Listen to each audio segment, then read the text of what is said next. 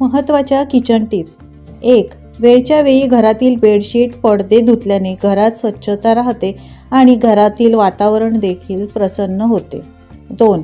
घरात जर ढेकूण झाले असतील तर चादरी आणि गाद्या कडक उन्हात ठेवाव्यात. यामुळे ढेकणं मरतात.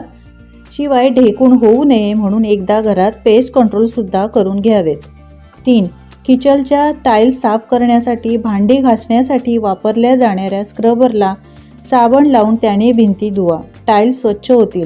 टाईल्स साफ करण्यासाठी तुम्ही ब्लीच, अमोनिया, बेकिंग सोडा तसेच व्हिनेगरचा सुद्धा वापर करू शकता. 4. किचनमधील सिंक साफ करण्यासाठी त्यात ग्रीस चिकटले असल्यास त्यामध्ये गरम पाणी टाका.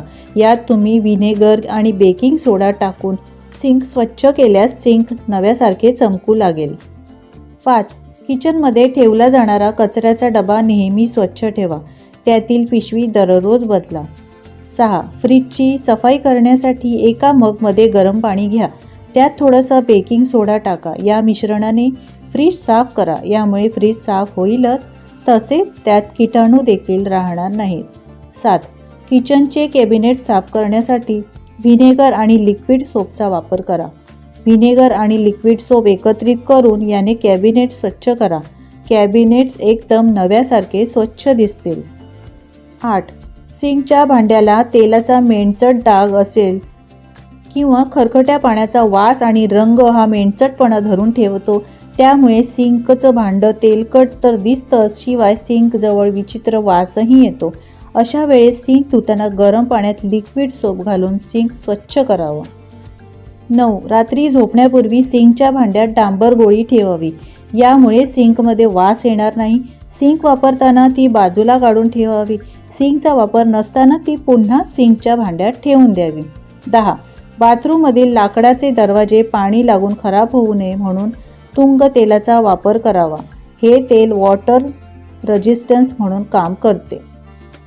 11. स्टीलची किंवा पितळेची भांडी स्वच्छ करण्यासाठी तुम्ही लिंबाच्या रसात थोडे मीठ घालून त्याने घासा. असे केल्याने भांडी अगदी स्वच्छ होतील. 12. सुऱ्या, गाळणी आणि किसणी या गोष्टी जेवण करण्याआधी स्वच्छ केल्या पाहिजे, कारण त्यामध्ये अडकलेले अन्न काही वेळात वाळून जाते आणि हे वाळलेले अन्न काढून टाकण्यासाठी नंतर बराच वेळ जातो.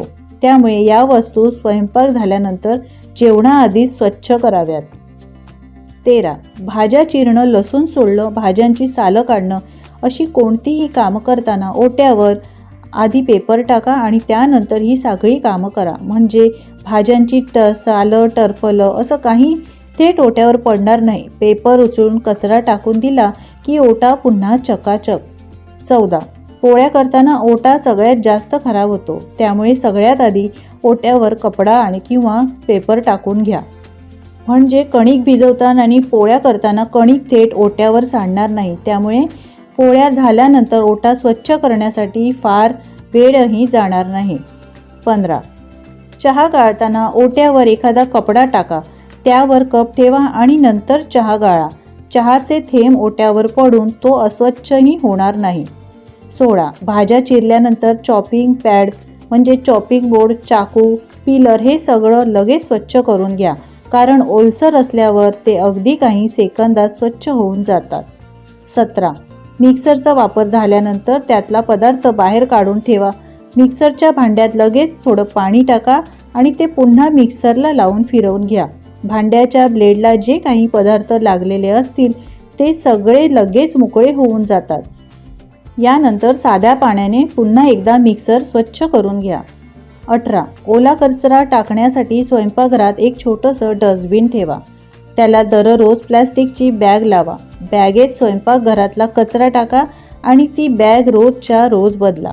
19. चहा केल्यानंतर गाळणं लगेच स्वच्छ धुवून टाका. ओलं असतानाच ते चटकन साफ होतं. 20. स्वयंपाकघरात हात पुसायला आणि भांडी पुसायला 2 वेगवेगळे नॅपकिन ठेवा.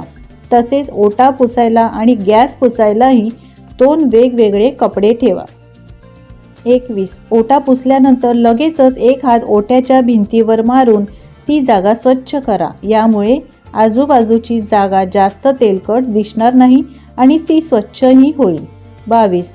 ओटा साफ केल्यानंतर दररोज तेलाची बाटली मिठाचे भांडे, तिखट मसाल्यांचा डबा, फ्रीजचे हँडल, डायनिंग टेबलच्या खुर्च्यांच्या मागची बाजू यावर कपडा मारायला विसरू नका. कशा वाटल्या या टिप्स कमेंट्स करून सांगायला विसरू नका. आवडल्यास लाईक करा, शेअर करा आणि चॅनलवर जर नवीन असाल तर चॅनलला सबस्क्राईब करा. धन्यवाद.